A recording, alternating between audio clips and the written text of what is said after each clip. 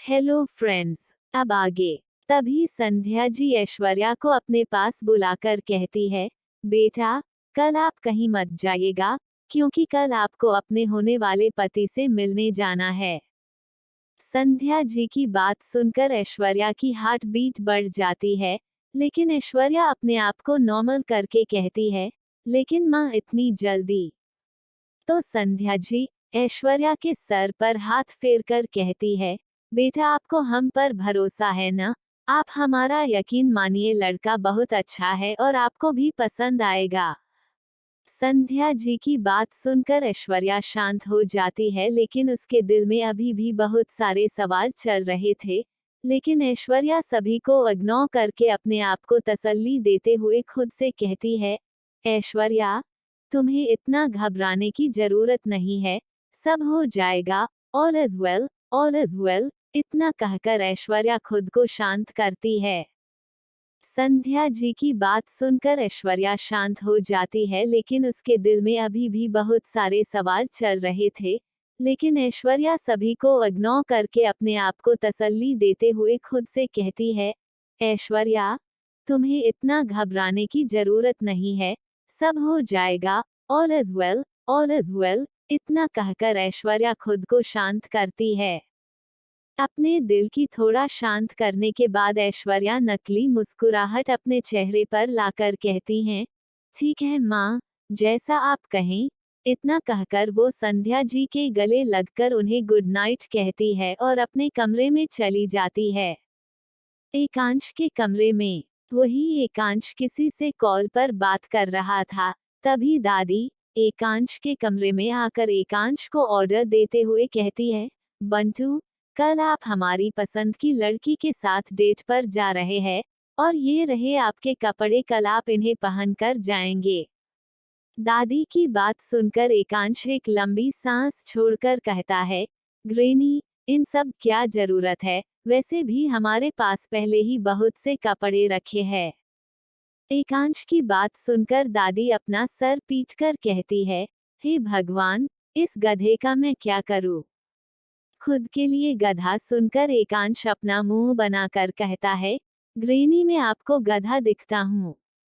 तो एकांश की बात सुनकर दादी भी चिढ़कर कहती है, नहीं, आप गधे दिखते नहीं हो, बल्कि आप गधे हो।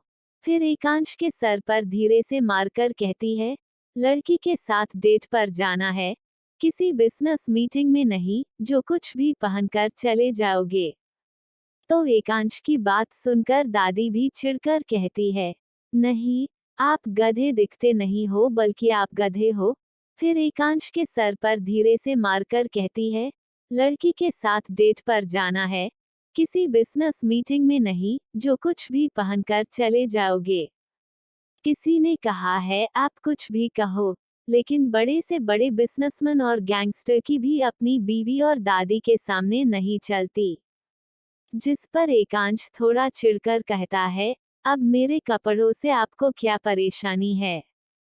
तो दादी गुस्से में कहती है, हमें आपके कपड़ों से नहीं, बल्कि आपसे ही परेशानी है। 25 साल के हो गए हैं आप, लेकिन आज तक एक गर्लफ्रेंड भी नहीं बनाई गई आपसे।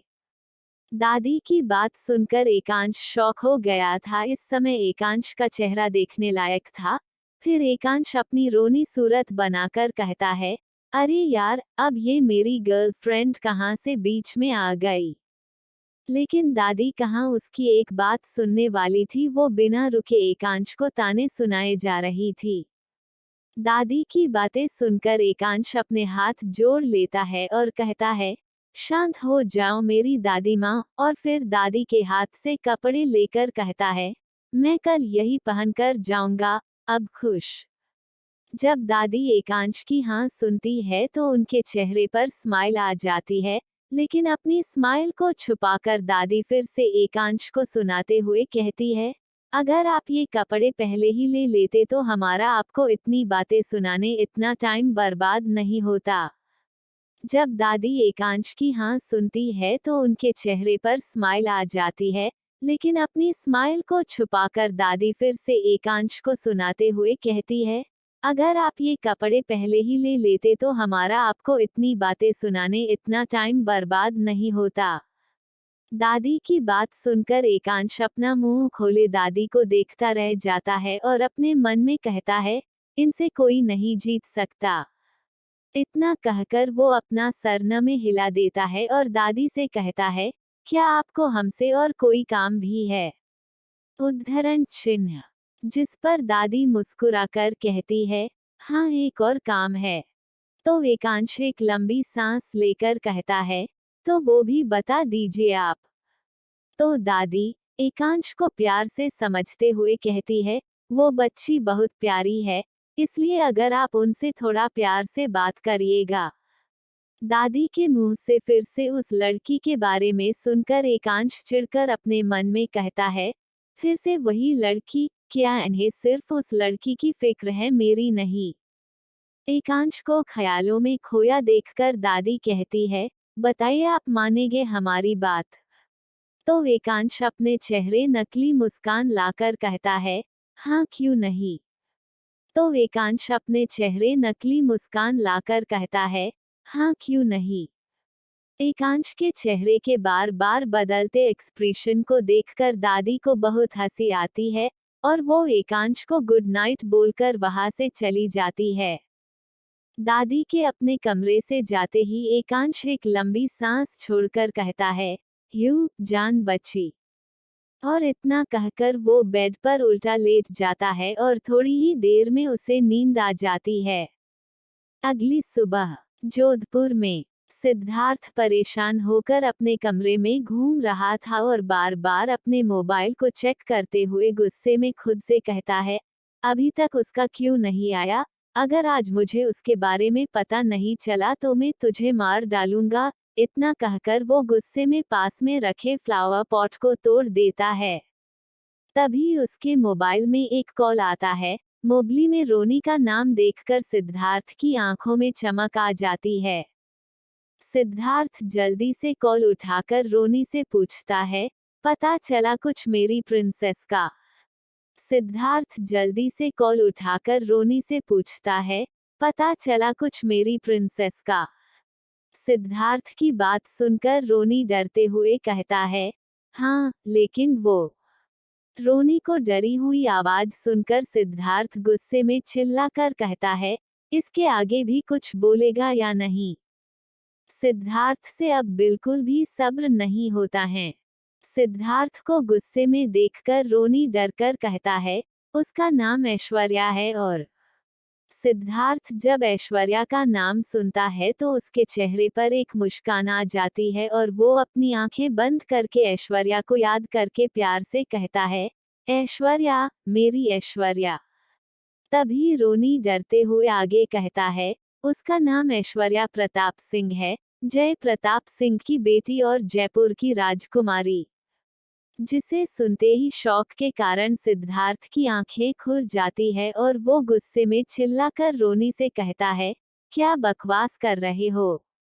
जब रोनी सिद्धार्थ की गुस्से भरी आवाज सुनता है तो उसके चेहरा डर से काला पड़ जाता है। उसकी आगे कुछ बोलने तक की हिम्मत नहीं थी, फिर भी हिम्मत करके आगे कहता है, मैं सही कह रहा हूँ, मैंने अपने आदमियों से पता लगवाया है।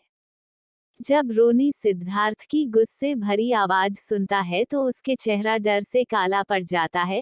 उसकी आगे कुछ बोलने तक की हिम्मत नहीं थी, फिर भी हिम्मत करके आगे कहता है, मैं सही कह रहा हूँ, मैंने अपने आदमियों से पता लगवाया है। अब थोड़ी देर पहले जिन आंखों में प्यार और तड़प थी, उन्हीं आंखों में गुस्सा और नफरत साफ दिख रही थी। सिद्धार्थ रोनी से पूछता है, और क्या पता चला है उसके बारे में? जिस पर रोनी कहता है, हमें सिर्फ इतना ही पता चला है और बाकी का हमारे आदमी पता करने की कोशिश कर रहे हैं। तो सिद्धार्थ कहता है, मुझे उसके बारे में हर एक छोटी से छोटी डिटेल्स चाहिए, समझे? सिद्धार्थ की गुस्से भरी आवाज सुनकर रोनी डरते हुए कहता है, हाँ, मैं पता करवाता हूँ। फिर सिद्धार्थ कॉल कट कर देता है और गुस्से में अपने मोबाइल को दीवार पर फेंक देता है, जिससे उसका मोबाइल टूट जाता है। उसके बाद सिद्धार्थ अपने कमरे में रखे सारे सामानों को तोड़ने और फेंकने लगता है। सिद्धार्थ सामान को फेंकते हुए चिल्लाकर कहता है, क्यों, तुम ही क्यों? सिद्धार्थ को है पता चलता है कि जिस लड़की पर वो पहली ही नजर में अपना दिल हार बैठा है वो कोई नहीं बल्कि उसके पापा के सबसे बड़े दुश्मन की बेटी है, मतलब उसकी दुश्मन है।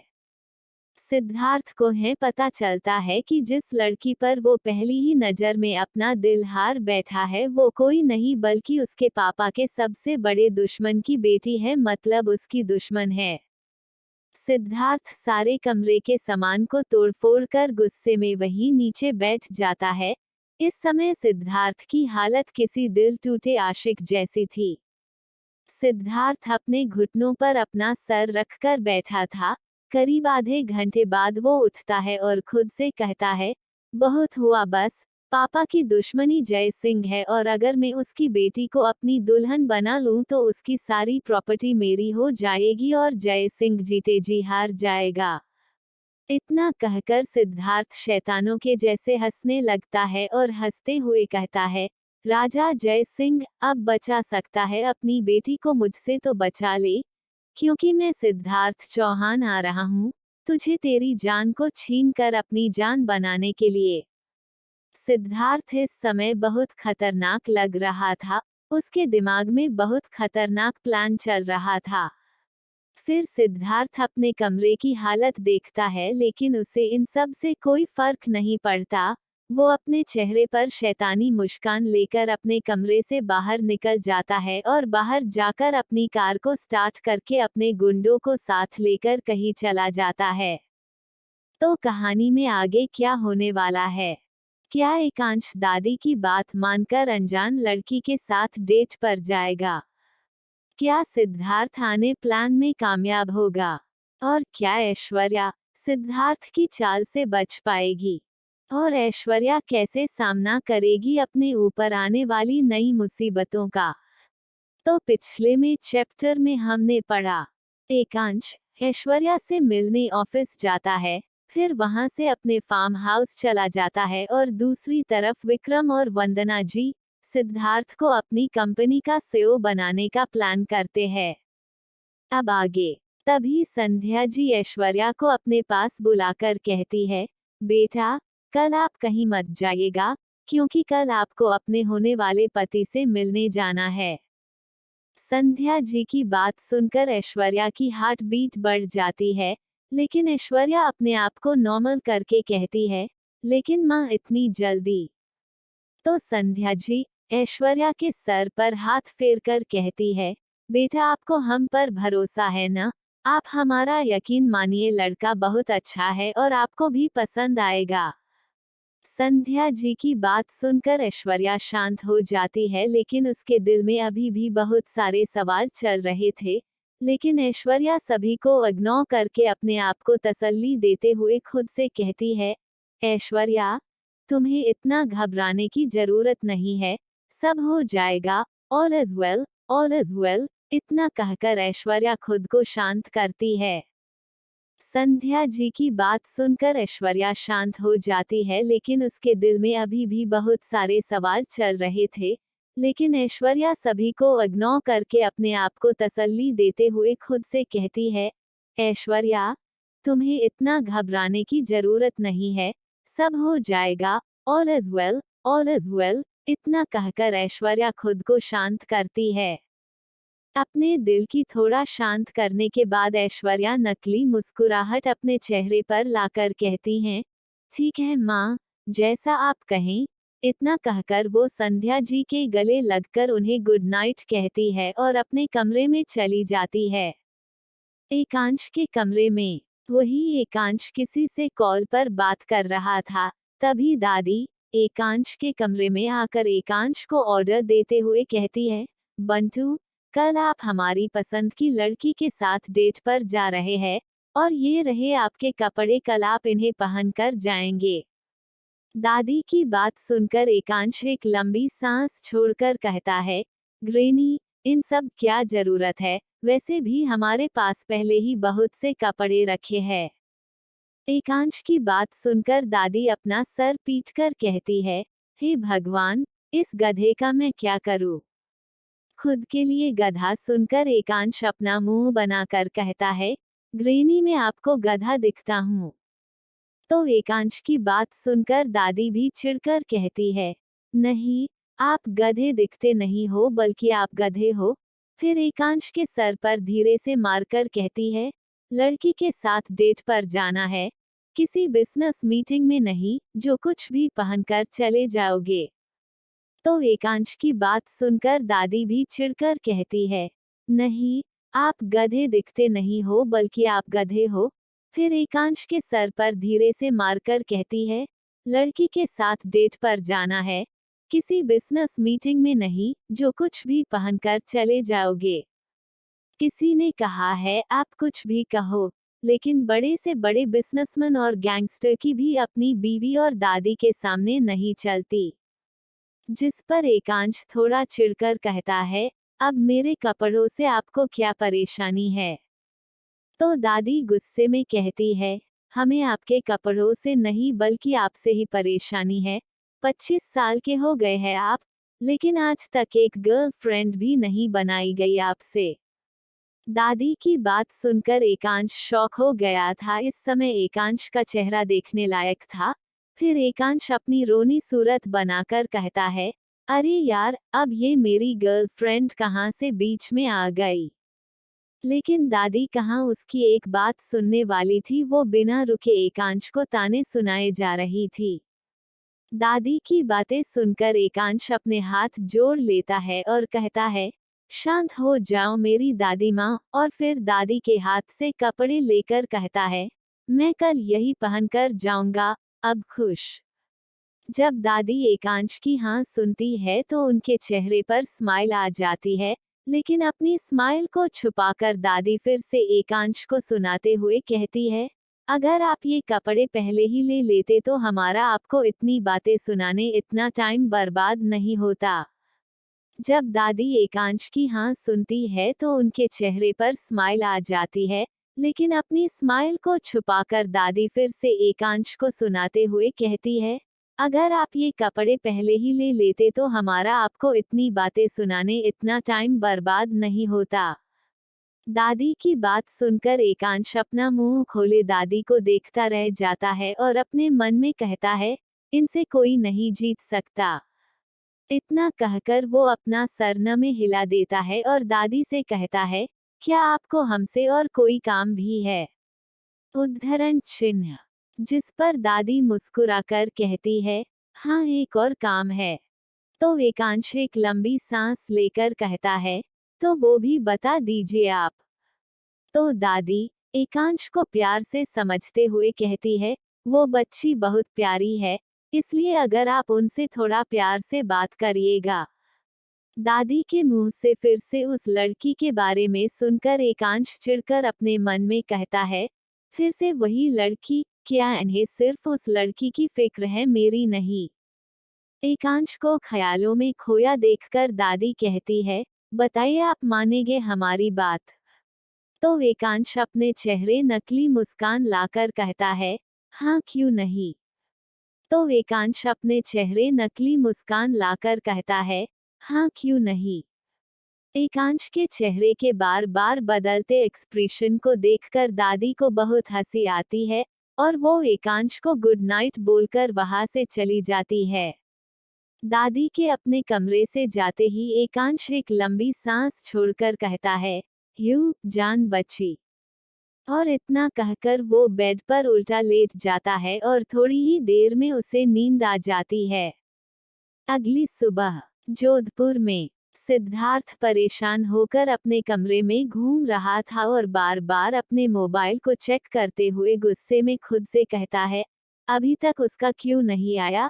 अगर आज मुझे उसके बारे में पता नहीं चला तो मैं तुझे मार डालूंगा। इतना कहकर वो गुस्से में पास में रखे फ्लावर पॉट को तोड़ देता है।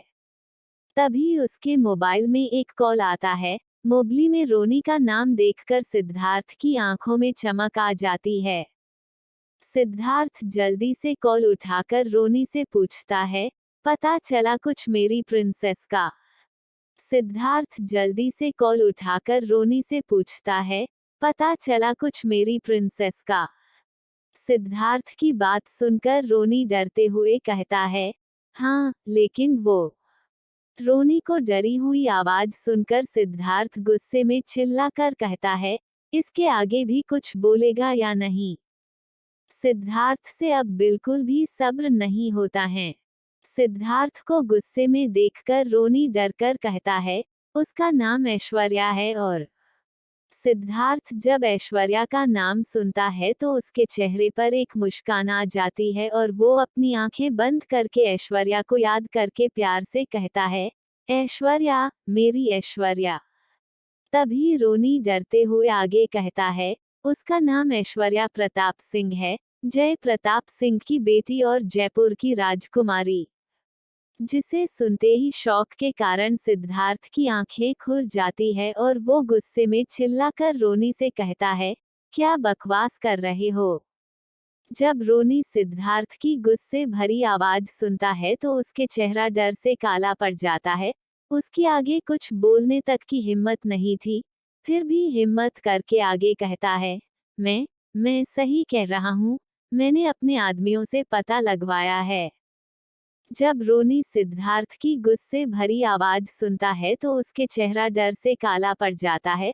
उसकी आगे कुछ बोलने तक की हिम्मत नहीं थी, फिर भी हिम्मत करके आगे कहता है, मैं सही कह रहा हूँ, मैंने अपने आदमियों से पता लगवाया है। अब थोड़ी देर पहले जिन आंखों में प्यार और तड़प थी, उन्हीं आंखों में गुस्सा और नफरत साफ दिख रही थी। सिद्धार्थ रोनी से पूछता है, और क्या पता चला है उसके बारे में। जिस पर रोनी कहता है, हमें सिर्फ इतना ही पता चला है, और बाकी का हमारे आदमी पता करने की कोशिश कर रहे हैं। तो सिद्धार्थ कहता है, मुझे उसके बारे में हर एक छोटी से छोटी डिटेल्स चाहिए, समझे। सिद्धार्थ की गुस्से भरी आवाज सुनकर रोनी डरते हुए कहता है, हाँ, मैं पता करवाता हूँ। फिर सिद्धार्थ कॉल कट कर देता है और गुस्से में अपने मोबाइल को दीवार पर फेंक देता है, जिससे उसका मोबाइल टूट जाता है। उसके बाद सिद्धार्थ अपने कमरे में रखे सारे सामानों को तोड़ने और फेंकने लगता है। सिद्धार्थ सामान को फेंकते हुए चिल्लाकर कहता है, क्यों, तुम ही क्यों। सिद्धार्थ को है पता चलता है कि जिस लड़की पर वो पहली ही नजर में अपना दिल हार बैठा है वो कोई नहीं बल्कि उसके पापा के सबसे बड़े दुश्मन की बेटी है, मतलब उसकी दुश्मन है। सिद्धार्थ को है पता चलता है कि जिस लड़की पर वो पहली ही नजर में अपना दिल हार बैठा है वो कोई नहीं बल्कि उसके पापा के सबसे बड़े दुश्मन की बेटी है, मतलब उसकी दुश्मन है। सिद्धार्थ सारे कमरे के सामान को तोड़फोड़ कर गुस्से में वहीं नीचे बैठ जाता है। इस समय सिद्धार्थ की हालत किसी दिल टूटे आशिक जैसी थी। सिद्धार्थ अपने घुटनों पर अपना सर रखकर बैठा था।